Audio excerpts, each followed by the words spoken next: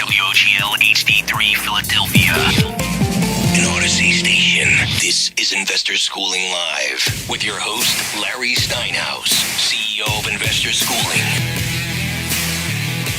All right, good afternoon and welcome to Investor Schooling Live. Investor Schooling Live is coming to you from the Investor Schooling Studios. Hey, I'm Larry Steinhouse and I am the CEO of Investor Schooling. Get ready to learn real estate investing and stock options trading and so many more things about money I bet you didn't even know. Hey, you can call me anytime during the show with your questions at 855-939-1137. That's 855-939-1137. Hey, that's right. It's a live program, so you can call anytime during the show. We'll take your calls. Don't worry about what we're talking about. We'll take your calls and answer your question. At Investor Schooling, we teach real estate investing, stock options trading, how to save money in taxes, and how to be financially free. And we even give you the motivation to make money work for you instead of you working for money. Investor Schooling is located in Bucks County, Pennsylvania, right off the Newtown Bypass, serving the New Jersey and Greater Philadelphia areas in a real brick-and-mortar building. Our students are also located in several states with our exclusive web access to our classes and seminars. Hey, get ready to learn this business, the business of entrepreneurship, real estate investing, stock options trading, and you'll learn it from those who do it every day. Welcome to Investor Schooling Live. I am your friendly neighborhood financial expert, and my name is Larry Steinhouse. And I am here, actually, with someone who works for us. I have Dr. Deb Anderson. How cool is that? I just love that name, Dr. Deb Anderson. What are you a doctor of, by the way? I'm a doctor of instructional design, but the best way to think about it is educational engineer, because I stole that off somebody else, and it sounds so much better, and people actually understand that better. So there you go. So you see that? We have an educational engineer who works for us, so we actually know what we're doing. If we have somebody who has a PhD. She went to more college. Well, you went to more college probably in one day than I went to my entire life. I took the long route to go to school, but I did, I got my associates, I got my bachelor's, I got my master's, and I got my PhD, so I did the long way around. So what's that, 6 years? No, it was more than that. How many years? So 3 there, five, and 8, about 8 years. 8 years? Okay. About 8 years. So you want to know how much college I went to? 1 semester. I didn't even make it to the first semester. Why am I not surprised? Could you imagine me trying to learn from somebody? I can't. I figured you would argue with everybody who's up. Do you want to hear a funny story? I actually did. I'm not surprised. I actually went to school for electronics. I really liked electronics, as you can tell. I mean, we're sitting in a studio that I built, right? So did I need to go to college to build a studio? Clearly not. but I remember arguing with the electronics instructor about his theories and telling that his theories were wrong. And when he gave it some thought, he goes, I think you're right. It was pretty funny. And then he failed you for pointing something out, right? No, he actually gave me an A+. Oh, that's good. It was the only class I ever got an A+ in, though. There you go. Was electronics. But it's kind of funny. But the reason you're here is you are actually the tax lien queen. We nicknamed you the tax lien queen about a year, maybe a year and a half ago. Yeah, about a year ago. Because you know everything about tax liens. So Dr. Deb teaches stuff at Investor Schooling, and she teaches lots of cool stuff. And I am not an expert on everything. Surprisingly, I was going to say everybody thinks you are. But every once in a while, there's something I don't really know, and I don't know that well. And tax liens, I do not know that well. So you know what? Deb is the tax lien queen. You know what I thought was great? Like, it was one of my awesome moments from working here is that one time you called me up and said, somebody's trying to sell me liens. Can you look at this for me? And I'm reading through all these texts, and I'm like, this is such a scam. And they kept saying something about a notary. And I'm like, right. Who cares about the notary? That has nothing to do with anything. And it was great because I remember going back home, and then I'm like, Larry's asking me for a question about something he doesn't know anything about. So it was like aha moment. It was like a really cool moment for me. So that was really cool. So you also started out as a student, which is kind of cool because, by the way, if you guys have been paying attention to this show for a long time, you know that everyone who works here started out as a student, except I guess Mike Hyper, who is our engineer, who's our in-house engineer, but we really didn't need him to know anything about real estate at all. We really need him to know about things like cameras and microphones and other things like that. And he's actually, if you've seen any of the stuff that we're doing online, if you're watching this show online right now, he's actually. Can you put the camera on yourself? I don't even know if you can.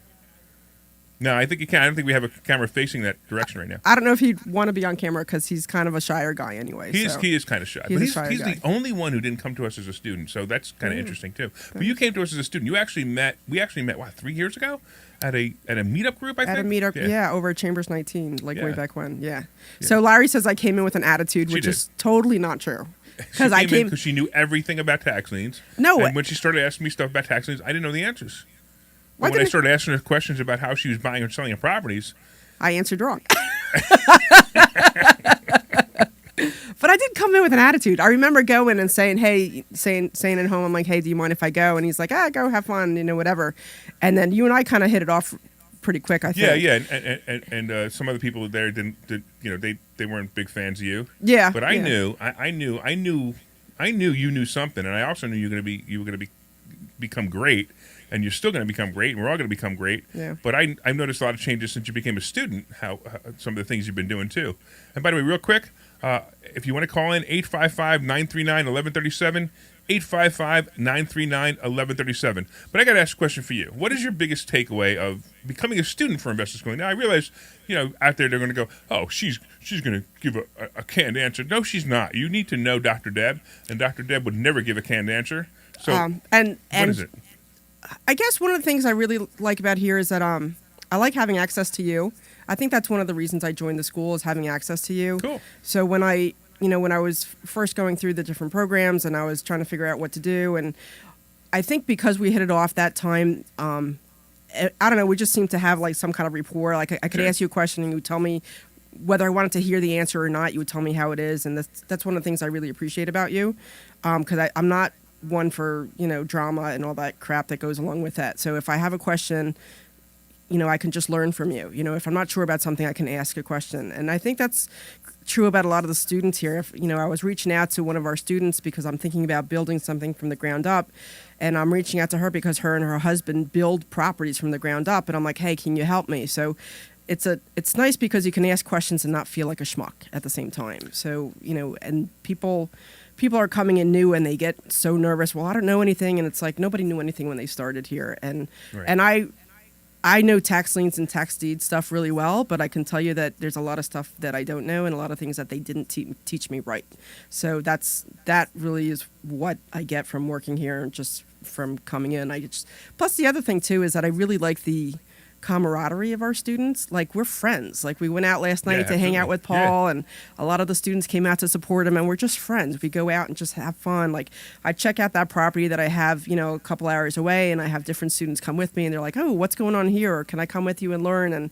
And it's just neat because then we get to know each other better. We did some road trips with some of the girls, and we just have fun, and we just goof off and, drive away from gas stations with the stuff still plugged in. I mean, we just have fun and, and then we drink and goof off, and it's just fun. You get to meet a lot of friends here, which is pretty, we are definitely not a formal place. No, and what's great, what's great is like at the end of class on Mondays and Thursdays, there's like people standing outside for like an hour or two. And it's just like, and that's what we had to turn off the lights to say, get out because we want to go. You know what I mean? But then you end up talking to people for a half hour or an hour, or sometimes they're out there for like an hour and a half. And I'm like, all right, you guys got to leave because we got to go. So, and it's just cool because it's just very natural. It just happens very natural. Yeah, exactly. And by the way, if you want to take a class this Thursday, you can meet Dr. Deb as well.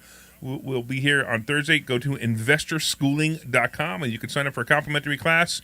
And look, if you've never been here, I'm telling you, it's a totally different atmosphere. I don't even, people like show up and they don't know what to expect. Yeah. And then they come in and they come into, it's a smaller classroom. It's not small, but it's a smaller classroom. It's not, it's not like a lecture style classroom. Yeah. And it's very informal and it is great. It's very professionally done. And everything we do, we teach professionally, but we have fun with it. Like even the other night, I did an ad hoc class on. I just asked the students what they wanted me to talk about, and an hour and a half later, I answered in depth a lot of great questions. Yeah. One of them was how to buy houses in IRAs. Another one was how to actually find houses, And then there was another one, I can't remember what it was, but I think that's one of the things that's nice is it's not a scripted class. So it's like if you have a question, you can ask your question and get an answer right away instead of having to wait or watch a video or something like that. It's like, hey, I'm really stuck on this. Can you help me with this? And, and if it's not you answering it, lots of times it's the students because they've had their own experiences and said, hey, do this or don't do this. Or lots of times you'll actually learn from the other students what not to do because they ran into this in the past. And, here's something that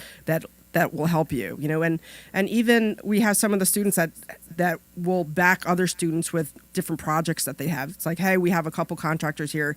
And I know when, I'm the one where the car went through the house, that was me. So I remember calling that night and I called one of our students who I knew was a carpenter. And I'm like, I really need your help. I need you to come and bring wood, and shore up my house.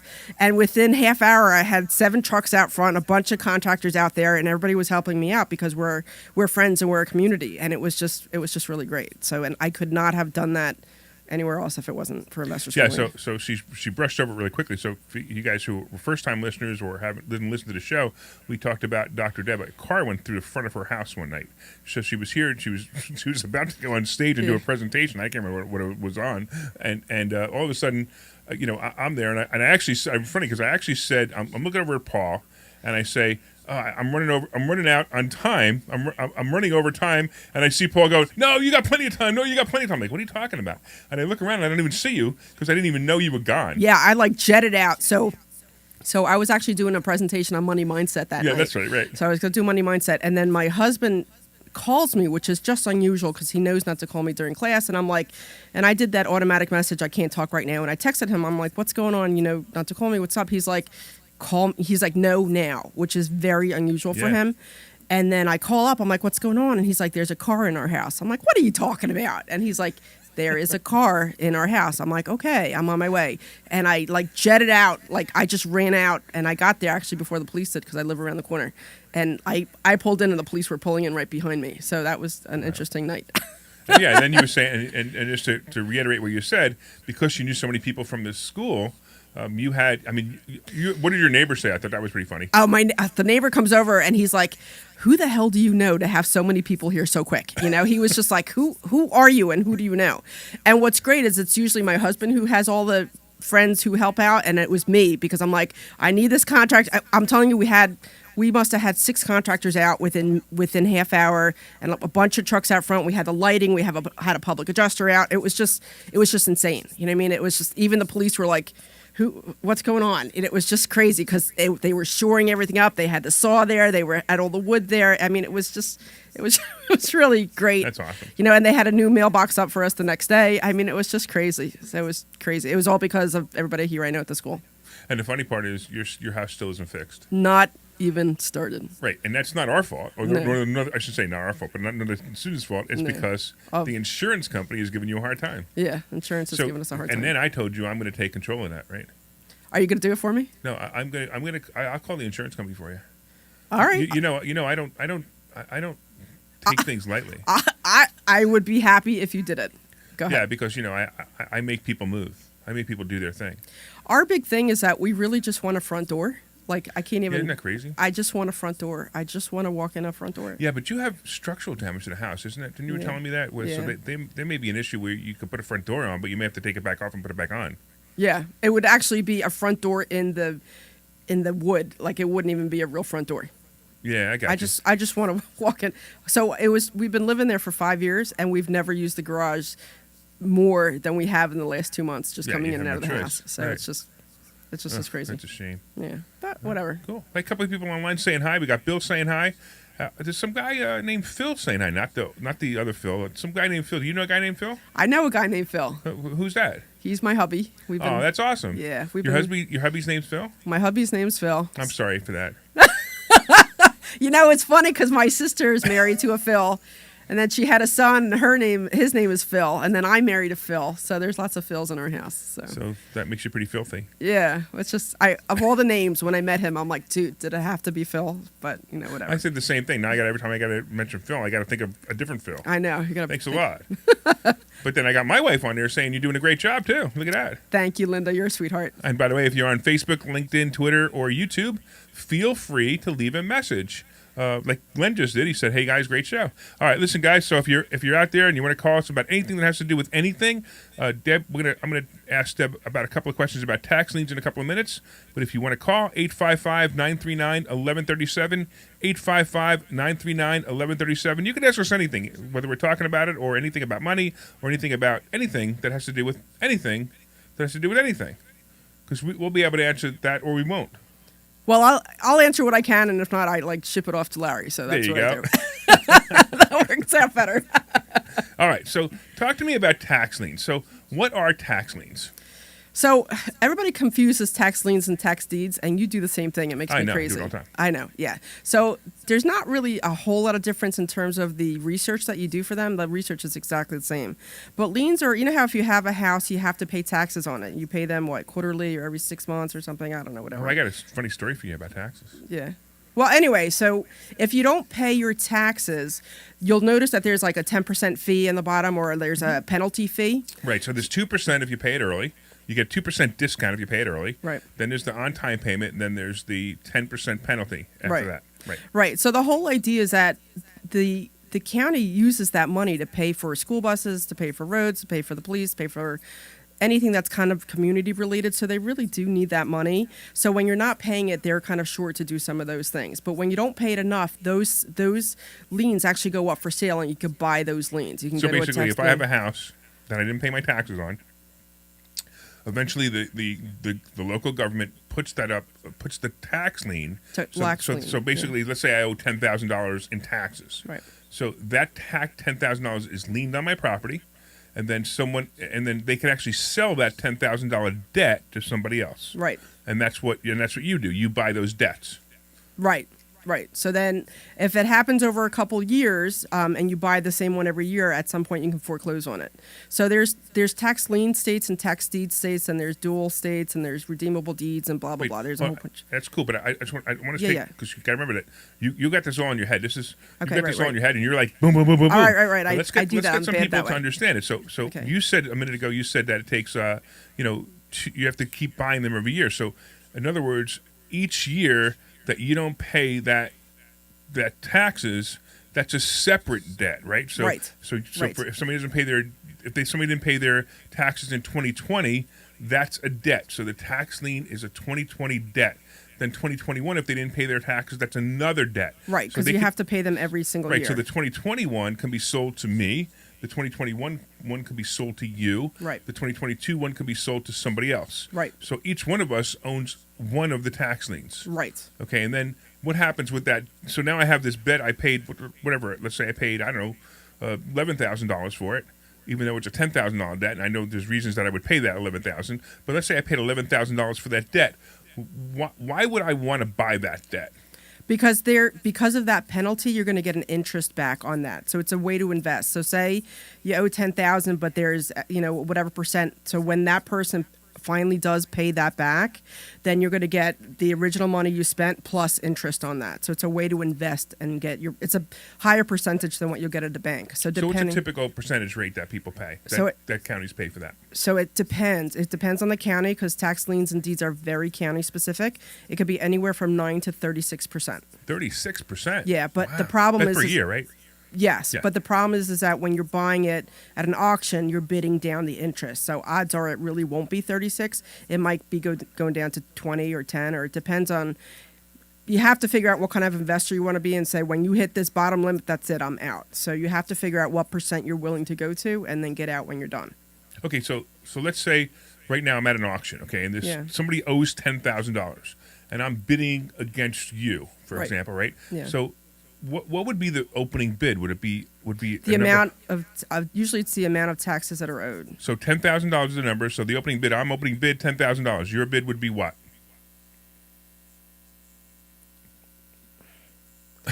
Well, no, because I just want to know. No, because would you bid $10,500? No, you would be bidding down. Okay. That's why I'm confused, because you're not bidding $10,000. You're bidding on the interest. So it would be, for example, if it's $10,000, is 18% interest, then it would be $11,800.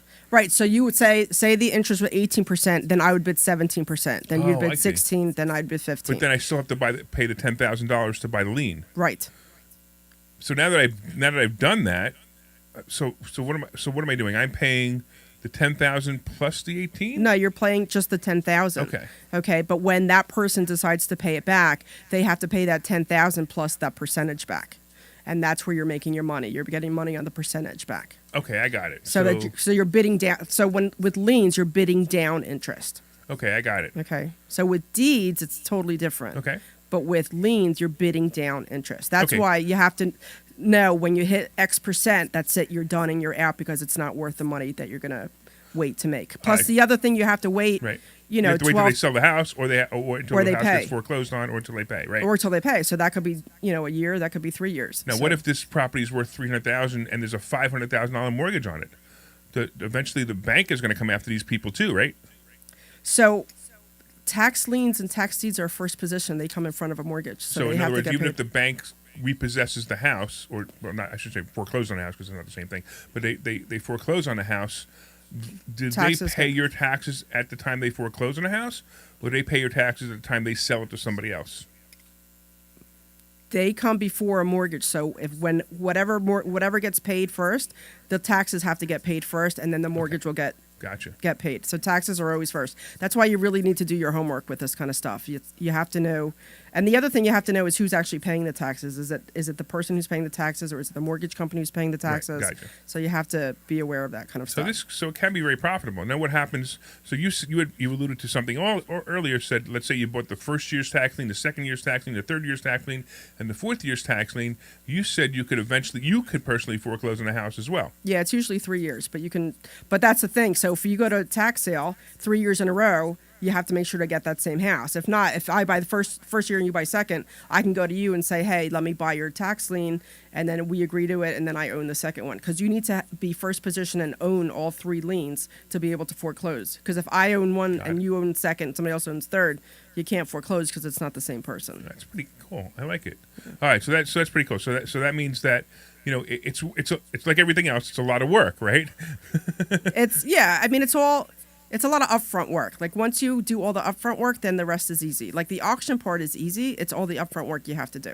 All right, so you're looking. So you have 2 things here. One is you're making 18 or some certain percentage on your money, and the other one is you're eventually looking to buy the house. Now, let's talk about tax deeds, because I know you bought some houses by buying tax deeds. Now, how did that work? So tax deeds and tax liens, remember, they're different and they're county specific, and then they kind of are state specific. So Pennsylvania is it's a dual state, but where I tend to go, I buy tax deeds. So they don't offer liens, they offer deeds. So when you're getting the deed, you're actually getting the house. So the opening bid is usually the amount that they owe in taxes. So say they owe $4,500 in taxes. Then you start the opening bid at $4,500, and then you're bidding with whoever else is in the room, and then whoever wins gets the actual property. So some of these could be bid up pretty high, like a $4,500 lien could be $80,000. Yeah. So what happens to the difference? The difference is as the owner of the house, you need to be able to know. It's called an overage, but you need to go and collect that money because the county is not allowed to keep that. So a lot of people make that business out of, oh, you have money and let me get it for you and give me a percentage.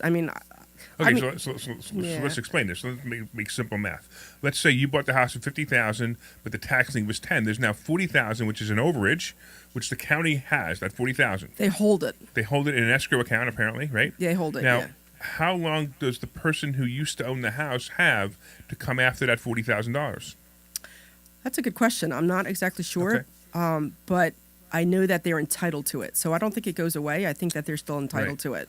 Right. But they have to know enough to know to get it, because a lot of times they're literally losing their house, so they don't know about it. So and they don't know. Yeah, and you anything would about think the that sale. somebody, because I've seen this before, you would think that somebody who has any equity in their house has gotten so many notices about this. They're about to lose their house. Why don't they just put the house up for sale? Well, this is okay. So I know that one of the things that you teach us is go find out the story. Right. When it comes to tax deeds, we don't care about the story. It Right, 'cause doesn't you're matter. not talking to the owner. You're yeah. bidding. You're bidding. So who Right. cares? Who cares why they didn't pay, or Right. if they got a divorce, or somebody, like, who cares? It doesn't really matter. The point is that it's here, and let's try to get it. So it doesn't matter what the story is. So who cares, But a lot of people just don't know that they are entitled to this overage. Sure. So then, Yeah, and I've seen that business too. We've had people come to us and talk talk to us about that business, which is they go find people who had their houses bought by people like you, and there was an overage. Right. And that overage is sitting there, and then these companies go out and say, hey, you had your house still in a tax lien. They may owe you money. Let's see if I can. Tax deed. Right. I know. I do it all the time. Yeah. That's so funny. In a tax deed sale, and they may owe you money. Let's try to get that for you. Right, for a charge. Which Right. so I mean. But so what? It's Yeah. you got somebody who's doing the work for them, and they didn't even know about it. So even if it's I know it'd be crazy to charge 50%, but even if somebody charged you 50%, 100% is nothing. Is a lot less than 50% of something. No, I know. I guess I understand it. I just don't think it's ethical. Like I couldn't do it. Yeah, I understand. But to charge 10 or 20%. I still think it's unethical, Okay. but that's just I don't my do personal it, but opinion. I appreciate it. Yeah. I just think it's unethical. I couldn't do it. Very cool. But that's neat. So I like tax deeds. So because I'm greedy and I want the property, so then I get the property, and then So one thing to know is that at auction, say I won the sale, you can't go and knock on somebody's door and say, "Get the hell out! This is my property now." It doesn't really work that way. You have to wait until you get the actual deed in the mail, and Right. it usually takes about 3 months to do But that. actually, so just to clarify that too, has that happened to you? We had to ask somebody to leave because there's a process to that. Yes. So I had one that I bought, and there was people living in there, so that was, a problem. So it's kind of 50-50. It's nice to know if somebody's living in there because you know that everything works, Right. which is nice. And then electric's on. The the toilets are electric's flushing, on, right? the plumbing works, Right. everything, heat works, everything works. And so, but then you have to wait, and you have to do the eviction process and try to work stuff out and blah, blah, blah.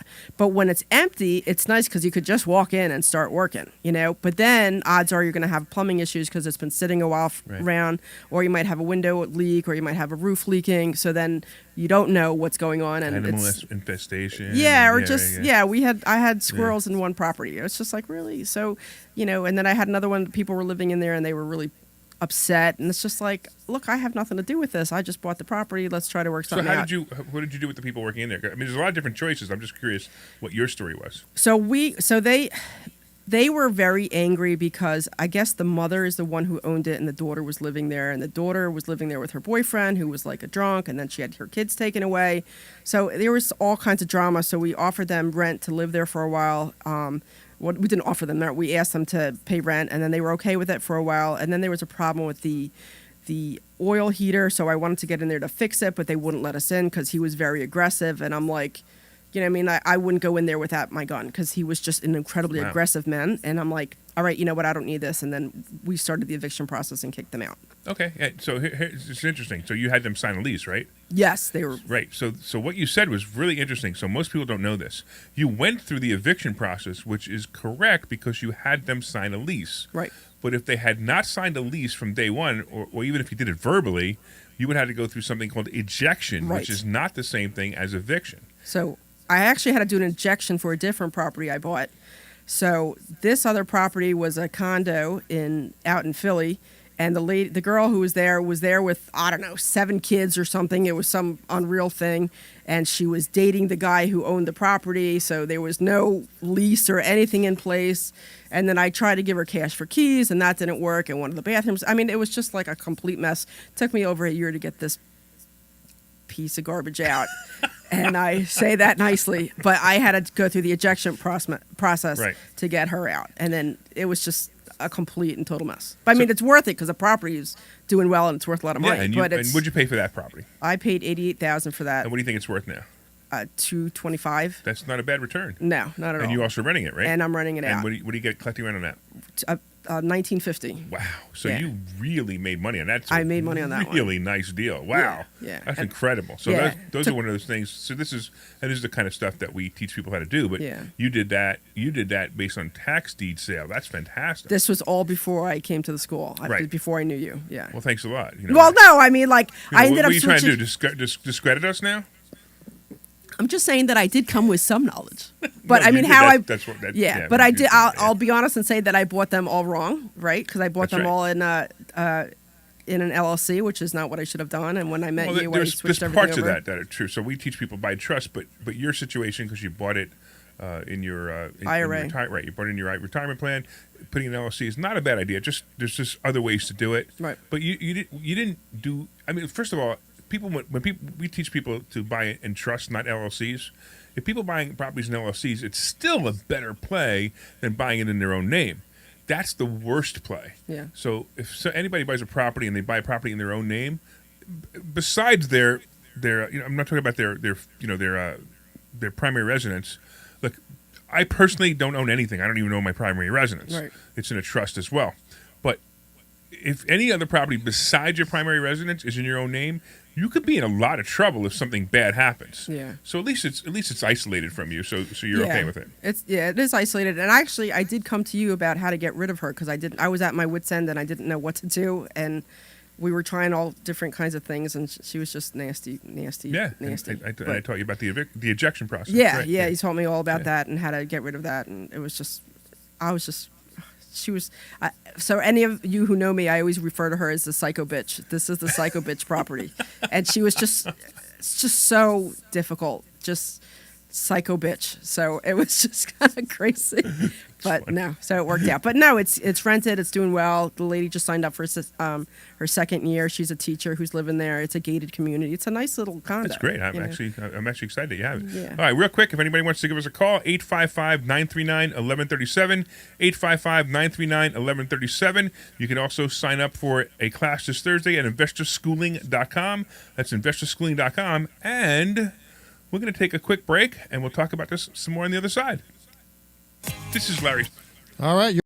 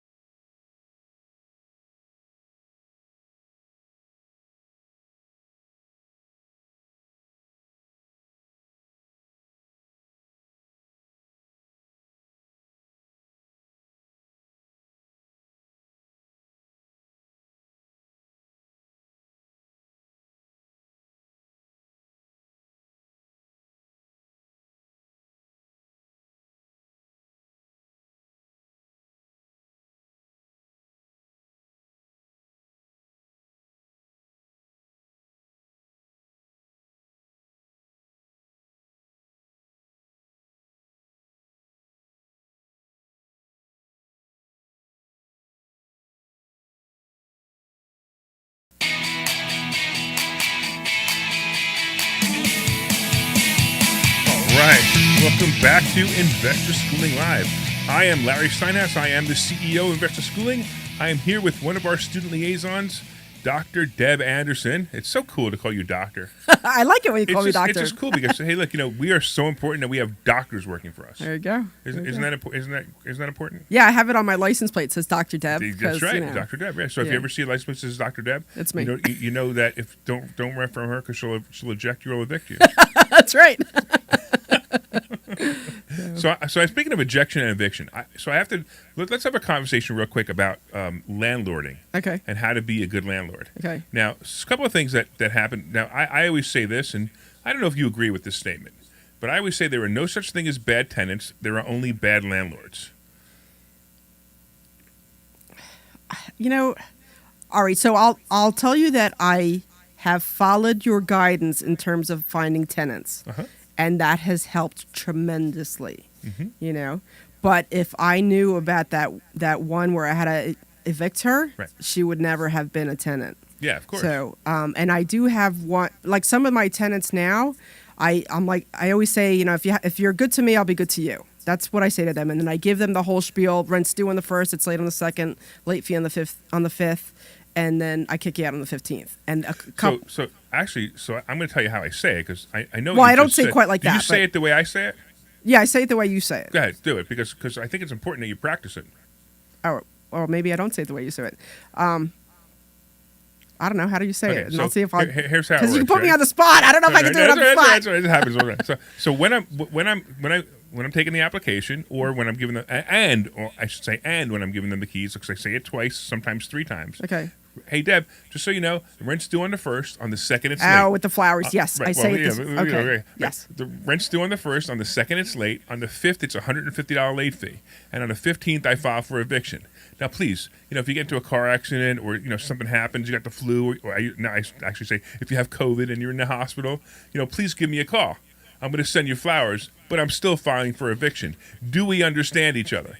And when I say that, I look for their reaction. Yeah. Do we understand each other? And when their reaction is everything, because you could watch them. You can watch them go, gulp, they swallow them like, oh, and you could tell there's a problem. But the funniest is some of the things that people say. I actually had somebody say, oh, well, my other landlord didn't file for 2 months. And I'm like, have a nice day, goodbye. Yeah. I'm not renting to you. Yeah. You know what I mean? Womp womp. Yeah, exactly. Glenn will come in every once in a while with his little sound effects. I do say it the way you do, but I just say if you're in the hospital, let me know. But I'm still filing on the 15th. So yeah, exactly. I do say that. So right. I remember saying it to one of my tenant, I was looking at them, and he's like, okay, no problem. Like, right. He was just like, all right, I understand. And I'm like, all right, let's sign the paperwork. You know right. what I mean? So, and a couple people are like, and they just give me this look and walk away. And I'm like, this isn't for, or they're like, yeah, this isn't, I'm like, all right. So, but yeah, one application, I do the same thing that you taught us. And usually when I go to get tenants in, I listen to the video just on the way down, just to make sure it's fresh in my head. Cause some of the properties I have are like 2 hours away. So I listen to it on the way down and I'm like, all right, I say this. Okay. I say this. All right. I got my paperwork. All right. It's all in my head. So, but that has helped a lot. So I don't know if I agree with the bad tenants.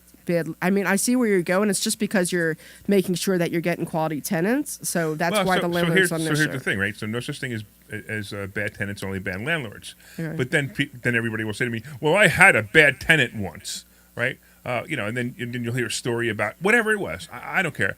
They started out, and the first 3 months they paid on time, and then they stopped paying. They lost their job, or blah blah blah blah blah blah blah. And it took me 3 years to get rid of them. Well, that's not a bad tenant. That's a bad landlord. Okay. And it all starts with, did you tell them what their expectations was? Rent's due on the 1st, and 2nd it's late, and 5th it's $150 late fee, and the 15th I file for eviction. Did you tell them the expectation? And if you did you then follow through on that expectation? Okay. And this is what's going to happen. And I'm going to tell you, it happens almost every time. I don't know if you've rented enough of them since I taught you this that you've seen this, but I'm curious to see if it happened. This is what happens. The first month they pay the rent on time. Yeah. The second month it comes in usually around the 3rd, and the third month it usually comes in right on the 5th, and then the following month it comes in the 6th or the 7th. I've gotten, I'm running late this month, and I'm like, well, the late fee is $150, you know what I mean? And I still file for the 15th on the 15th. Like, right. I make it really clear. And then it never late again, right? And no, they've never been late again. That's right, because you didn't really say, clear. okay. No, it's fine. It's okay. Just understand the late fee. If I don't have it by the 5th, it's the late fee of $150. Yeah. And when you follow through with that, they will not be late. Now, here's another thing, too.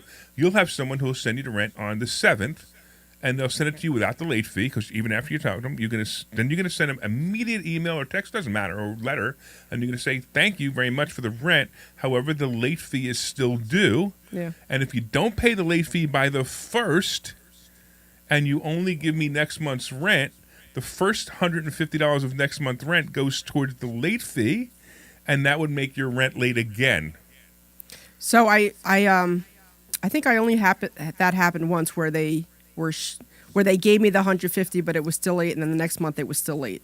And I'm like, I charge them again for the $150 late fee. Yeah. So I'm like, it keeps racking up there, because I do have one tenant where she's paid the late fee maybe 2 or 3 times, and I'm like, yeah, it's very rare, but they'll do it, and they know it. And it's funny because then you'll get the check on the 7th or 8th, or they'll send you a text message, listen, I'm running late this month. I will have the late fee, and it will be paid by the 8th. And then I'll just remind them, just make sure I get it by the 15th, because if not, I'm going to be filed for eviction. Yeah, so I did have that. And the one lady actually, she wrote me on the 14th because she paid me most of the rent. And I'm like, I'm coming down on, because it was the 14th, so the earliest I could file was that following Monday. And I'm like, I'm filing on this day. I'm making sure you're aware.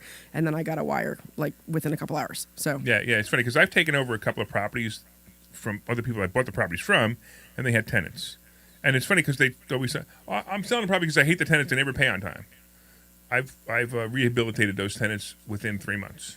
So here's a question I have for you. So when you're buying a property and they have tenants in there, you have to stay with the lease, right? Or do you do a new lease? Or how does that work? It depends on the lease. So it's a really good question. The lease itself will tell the tenant whether their lease is still good if the property is sold to someone else. Okay. So the reason I ask is because I usually manage mine myself, but I have one, and I just fired the management company because they're making me crazy and they're costing me a fortune and they're just not very good. So they're ending as of June 30th. The lease ends? Oh, the property manager The property manager ends because they need 30 days notice, and I fired them. So I guess I have to just read through the lease to see. Yeah, you should have gotten a copy of the lease from the property manager. Right, I have a copy of the lease. Now, are you selling that property? No, I'm keeping it. Okay, so then I'm not sure what your question is. Is your question? So the lease is actually made out to the management company, not to me. I knew you were going to say that. So that's another thing that I don't like. Okay. When management companies do that, now, they kind of lock you in. But you're going to need to, so the lease should say and/or signs. Okay. Just read the lease, because if it doesn't, now you're right. The management company is supposed to be the lessor, which means that the lessee is supposed to pay it to the management company. Even though you're firing the management company, the tenant still thinks that they've rented from the management company. So you need to get an estoppel agreement between the management company, the tenant, and you that says that the rent now goes to you and you're now the management. You understand? No, you lost me. Okay, so it's a contract. It's called a estoppel agreement. You have to get Estoppel? Estoppel, ESTOPLE. Okay. You have to get that signed, and you have to whatever the instructions are that says but the lease continues. Everything else is the same. It's just that the lessor is now you. Okay. And instead of the management company. So make sure you do that. You'll see me. See, this is another reason why Deb loves sitting here.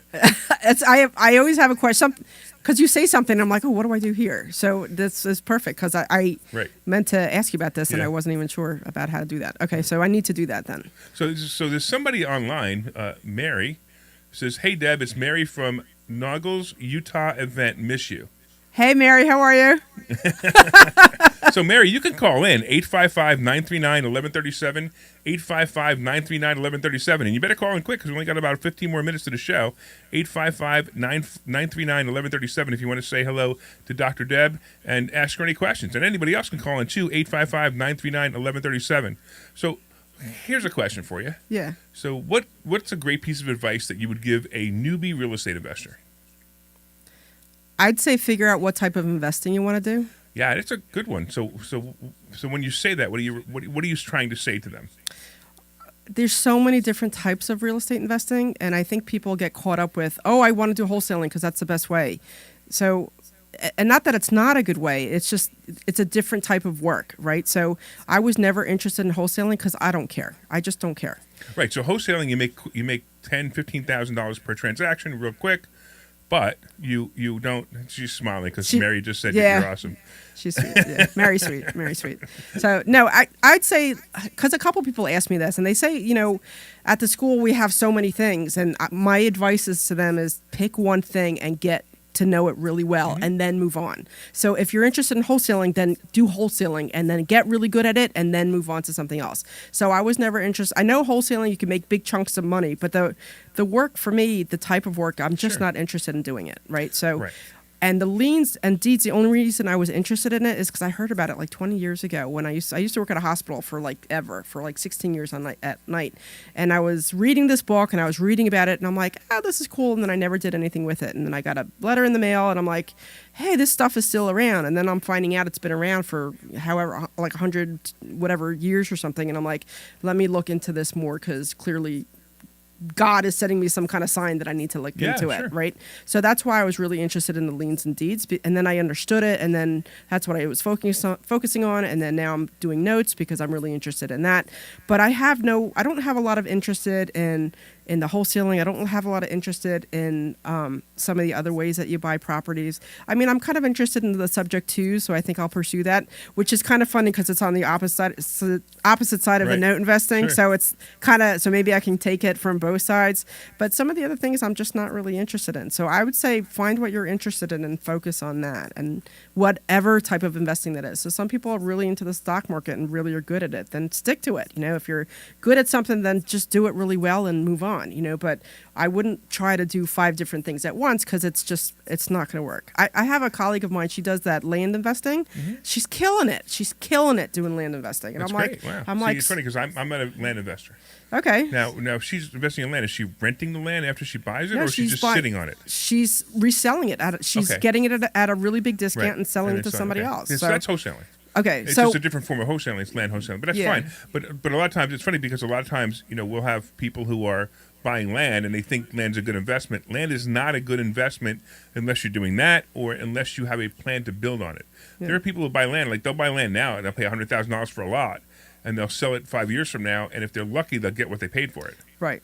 So, and they pay taxes on it the whole time, and they Right. cut the grass the whole time, so I'm not a big fan. So that's what I'm saying. Just kind of really learn it before you kind of get into it, because it's so easy to make mistakes in investing if you don't know what you're doing. That's why you really need to get some education to figure out what you're doing. Like I learned how to do the tax liens and deeds, and I know it really, really, really well. You know what I mean? And then I started learning about all the trusts and more about the Roth IRAs and the IRAs and all the other stuff that we teach here from you. You know what I mean? Just kind of coming and showing up and talking to other students. So I mean, I'm telling you, like, there's so much out there, and there's so many different ways to do it wrong, and I've made so many really expensive mistakes. Oh yeah. So, but I mean, you learn. But I mean, I would like to not have to drop $50,000 to make a mistake, and then just do it the right way the first time out. So, I think just if you're gonna invest, learn whatever it is that you're doing, and learn from somebody who actually knows what they're doing. So the one thing that I think is really important is I really believe in mentorship. So I have you, Larry, as a mentor. I have, a couple other people that I mentor with. Yeah. And people, it's not like a one-size-fits-all mentorship. I know when I was working on my PhD, I interviewed different people to see who would be a good fit for me. But I have different mentors for different things, because you're really good when it comes to with all the taxes and stuff for the school and the trust, and that's great. But you're not great when it comes to the note investing, so that's why I talk to Paige. Exactly right. Right. And then I have a colleague of mine who is an educational architect, and he's helping me expand my medical writing business so I can not have to do it so much, and I can focus more on investing. So he mentors me with that. So I know people are like, oh, but it costs money, but you're paying for it, an education that is invaluable. So I think that you really need to consider getting help and realize that you need help from somebody, and try not to do it alone, because when you do it alone, you make a mistake and it costs you a fortune, and then you get discouraged, which is not the smartest thing to do. So Yeah, so I we often say this to students in the audience. We always say the cost of our school is a hell of a lot less than your first mistake, and it's funny because everyone who comes to us, they always come to us. Well, I did this, and this is what happened, and it's always something that they lost money on. I mean, we have people that come in, and anybody here trading, they're brand new people. We've never seen them before, and we say, hey, raise your hand. Have you ever traded stock options? And what's my first question? My first question is, how much money have you lost? Yeah. It's not have you made money or have you lost money. It's how much money have you lost? Yeah. And they always go a lot. yeah. Because it happens. I think that was one of my frustrations. So where I learned how to do the tax liens and deeds, they show you how to get that property. They show you, like, you really, really know it. But they didn't show me how to buy it right, and they didn't show me how to do any of the calculations right, and they didn't show me how to do any of the comps right. And there was so many things that I did wrong from that program that it was just like, and then I came here and had to spend all that money to get it corrected so that I'm safe. Yeah, So- but you're doing really well, especially in that business. You're doing really well with the the houses that taxes. you have now. Yeah. And I mean, we've that's what I mean. helped you with it. I know how to buy them. I know how to find them. I know how to do the research. I know that stuff really, really well. Like, I really, really know it well. So, and I thank them for that. But I mean, in terms of how to buy it and what to do and how to get rid of people and all that stuff, I learned all that here. I did not learn any of that there. You know what I mean? Yeah, and it's a different class. I mean, I've been to their, so we as a school, sometimes I take the senior people like yourself, and we go. And I'm a senior person. So well, there's only 3 of us now. I guess we're all senior people now. No, so we go, so we'll go and we'll sit in other people's classes, and we don't do it to be jerks about it. We actually do it. Matter of fact, if you guys listened to 2 weeks ago when I had Trevor Evans, that was how I met Trevor. Was I actually sat in his class, and he even said I was a gentleman about it. And I came up to him after. I said, look, we're doing our own thing, but I don't poach the students. I go there because one thing, I want to listen, I want to learn, and I also want to see if there's when people come up to me and they come up to some of our competitors and they've been to their class, they go, that place is a ripoff. And, I want to know if their place really is a ripoff, because a lot of times it's not, So there are people in our space. Now, we do something completely different. I mean, you talked about a mentorship. You're mentoring with me.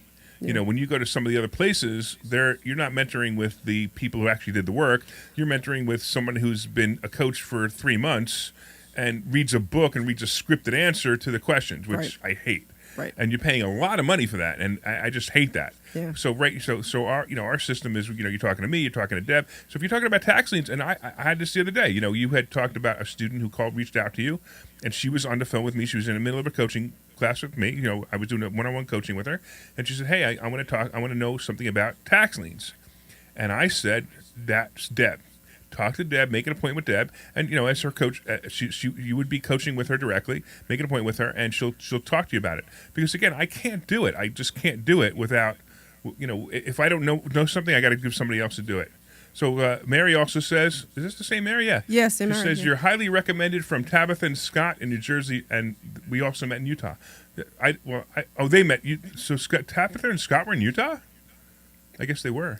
Oh, I think I remember Tabitha. Oh, yeah. Oh, I remember. I think I remember Tabitha. She had like long black hair, I think. If I'm thinking of the right person. I just like read that. I'm like, I'm realizing we're on the radio and I'm having a thought. But so that's interesting. So yeah, Mary, so you should stop by and you should find out more. And you could even take classes online. So for people who are far away, we do have classes online. For people who are close, like Philadelphia and New Jersey, any Delaware, they come into the class. And then if they wanted to, they can actually take their classes online. After they become a student, we like to have them come into the office first, just to meet us, just to experience us, and let them know that that's always available too. So the one thing I would say though too is that, and I've heard it a lot from the students, and I feel it too. Like you walk in the door and you have this like air of positivity. Like there's just so much energy when you walk in the door. Like a lot of people just feel reinvigorated and they feel like they're with other people who are doing things. So I listen to you. I did the online and I live around the corner and I'm like, yeah, this sucks. You know what I mean? And I ended up just coming in, but it's just like you really feel this. Like I can't even explain it. Like everybody's just happy and they're excited to see each other, and then they start chatting, and even people who just walk in, they're like, oh, this is like a different environment. You know what I mean? And it's just so positive, and so you just feel that energy when you walk in the door, and it's just and it happens every week. It's really a pretty cool thing. Actually, we are very entertaining too. We are very entertaining. So yeah. So to me, it's a production. To me, it's a show. We're putting on a show, and I actually say, it's funny because we'll be in meetings. We're talking about the presentation last night. So how did the show go last night? We don't even call it, we don't even call it a presentation. We call it a show. How did the show go last night? And it's funny because we consider it a show. Everything from the beginning where Deb usually comes in and introduces everybody, to the jokes that are told during the presentation, to some of the political comments that are made. Yeah, and then we yell at Larry when he goes too far. Yeah, right. We're like, Larry, that was a good one. Every once in a while. Like, you must yell a lot. What's that, Glenn? You must yell a lot. Yeah. Every now and then we're like, that wasn't a good joke, Larry. Every now and then. She didn't like my one joke. I can't remember which one it was, about Trump and Biden, the difference between the two of them. There was always some kind of funky comment or something. I'm not sure if I could say that joke on the air, so I'm not going to say it. But I'm the one who always puts Larry back on track. Because when you see him like going off target, I'm like, Larry, what were we were talking about? I'll always ask him like random questions so that I'm like, oh, I need a question. I need an answer on this. Like, help me right now. So just to get him back on track. So yeah, and then of course the stock option consultant will come out, and the stock option consultant is extremely entertaining. And speaking of the stock option consultant, we're nearing that time again. So real quick, let's talk a little bit about the stock market. Hold on a second. Stock option consultant.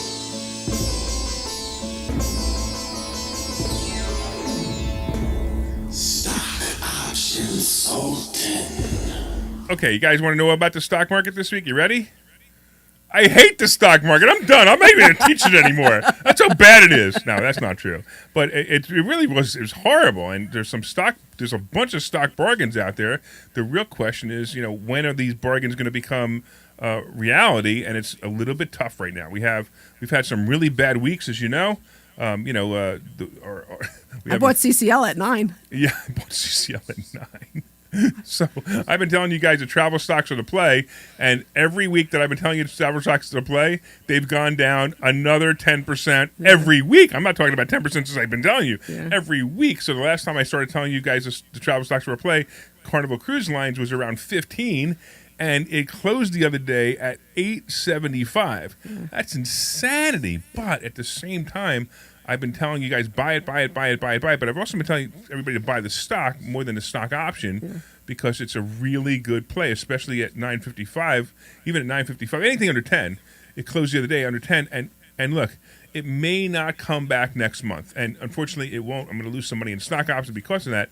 But I have tons of shares of Carnival Cruise Line, the stock itself. And what I'm going to do is I'm going to sell covered calls on those as time goes by. So I'm going to make, I've already calculated when the stock hits 15, which it will, I'm going to be up in the stock alone. I'm going to be up something like $20,000 or $30,000, and then I'm going to sell the covered calls and make another $20,000. So it'll be a great play. I just have to wait for it. So it's not like I'm not losing the money. Just because I haven't sold it, I have time to wait. Stock options, I wouldn't have time to wait on it. Do you think it's going to go back up to 30 or 40 CCL or no? Oh, it'll eventually go to 30 or 40. It's just a matter of whether I'm going to wait that long or not. That's all. Okay. I mean, there's no doubt in my mind it'll go back to 30 or 40. It just may take 2 years. Okay. So if it takes 2 years, that's fine because who cares? The money's there. That's why the stock option right now first of all, if you get a $10 strike on the stock option in CCL, it's a fantastic play. It's one of the greatest plays ever. But Meta is also a good play in the 160s. Apple's a good play in the 120s. So everything is all good plays. But buy the stock right now. Kind of back off the stock option just a little bit because the stock options are making me a little nervous right now because I actually believe the stock market's going to go down. Now, we have something that we teach that's called the dead zone, and we're at the end of the dead zone, which means that stocks are actually going to go up the next 6 weeks.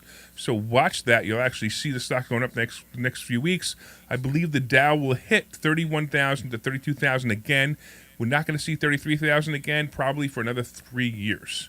Because I think we're done. I'm going to start moving down. But the next 6 weeks, the stock market's going to go up. But then after that, it's going to go down. And I'm going to say that the stock market's probably going to end between 26 and 28 by the end of the year. All right. So if you guys want to come to Investor Schooling, go to investorschooling.com. And there you can learn about all the things we talked about. You can meet Dr. Deb. I want to thank Dr. Deb for being here today. You did an awesome job. Actually, it was great. I wish we had more time. I also want to thank our wonderful producer, Glenn Page, over at WPHT. And, of course, I want to thank our wonderful producer over here, Mike Kuiper, who I actually said his name the right way this time. So if you want, go to investorschooling.com. I'm looking forward to seeing you guys on Thursday. Take care, everybody.